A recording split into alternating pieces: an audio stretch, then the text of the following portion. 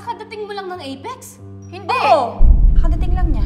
Zoe, ba't ka nagsisinungaling? Pagkatapos ko nakausap si Lolo, nakita ko si Luke. Yun yung time na tumawag ka sa akin about kay Lolo. Kaya sinabi ko na nasa Apex pa na ako kasi hello, nandyan lang. Feeling ko Apex pa rin yun, di ba? Hindi problema sa akin kung may anak siya sa pagkadalaga. And nagpaplano ko yung magkaroon ng sariling anak. Di ba, mahal? Moira, nasan ka? I'm having dinner with Nerissa Saan? sa Cañetes Restaurant. Ba't ka ba nagtatanong? I need to talk to you. Pupuntahan kita. Stay there. Magbihis ka, magkikita tayo sa Cañetes Restaurant now na. Robert is expecting us there. Text me when you're on the way, okay? Ang saya ngayon ni Binitas, ha? Ngiting tagumpay, pare. Siyempre. Swerte ko sa asawa ko, no? Paano kung bumalik ulit yung anak ni Lynette? Gagawa ko ulit ng paraan para umalis siya dito. At para hindi na siya bumalik dito kahit kailan.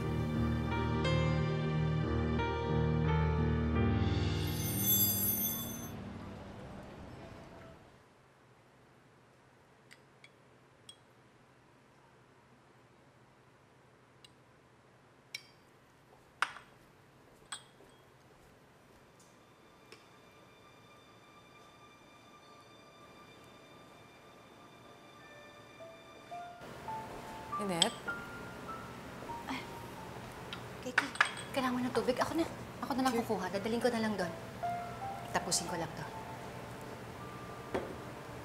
Lynette, pasensya ka na sa asawa ni Dr. Ramos, ha? Ganun talaga ugali nun dati pa. Taklesang pasosyal. Okay lang yun. Wala yun. But, seriously, nakita ko yung reaction mo when Doc Carlos opened up the topic about you having a baby. Hindi naman sa nakikialam ako. Pero napipilitan ka lang ba?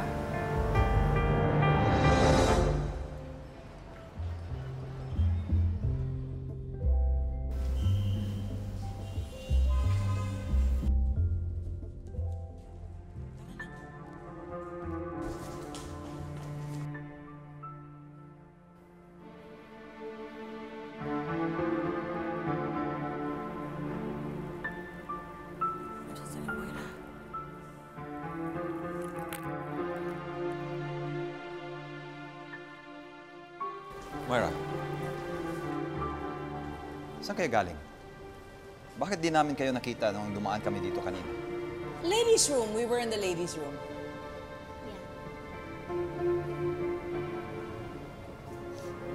This is a table for 4.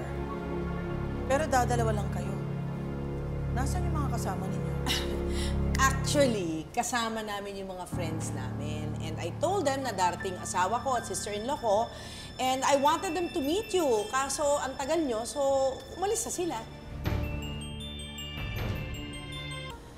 So, would you care to tell me kung bakit gusto mong makipagkita? Ano? Makikipagbalikan ka na ba sa akin? In your impossible dream, Moira. Moira, saan ka galing before you came here? Bakit mo naman tinatanong? Moira, nawawala si Papa. What? Si Dad? Oh my God! Bakit? Saan?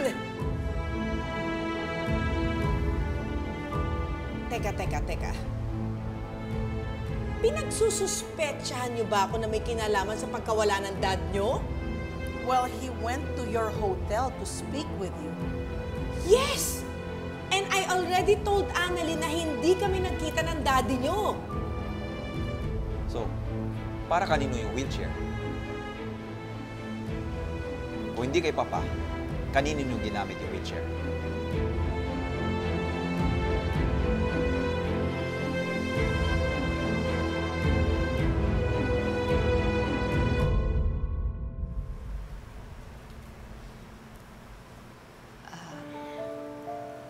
Kitty, sa atin na lang to, ha?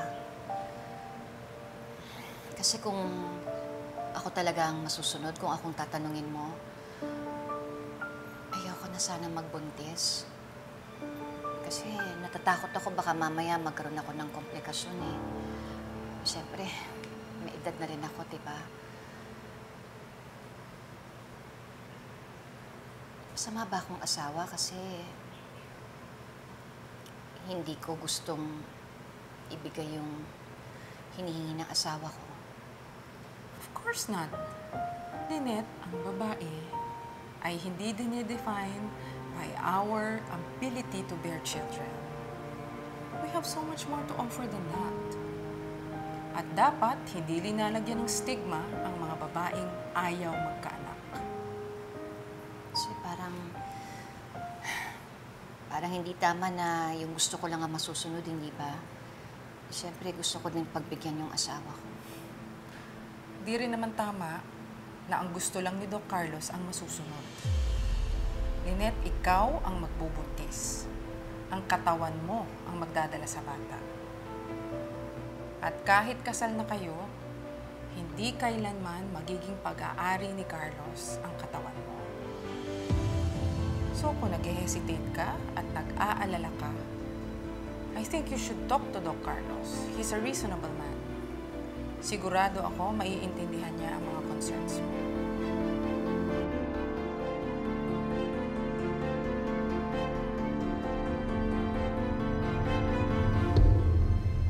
The wheelchair, it was for Nerissa. Kasi na-high blood siya nun eh.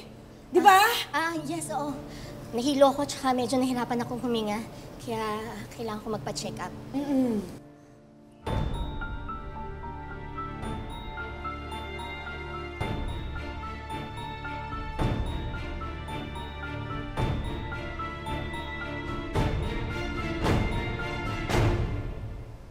Di ba you don't like seafood, Moira?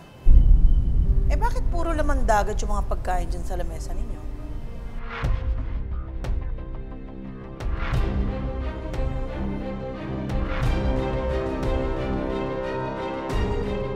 I was experimenting, you know, trying new things out. Actually, di nga ganun kasarap eh.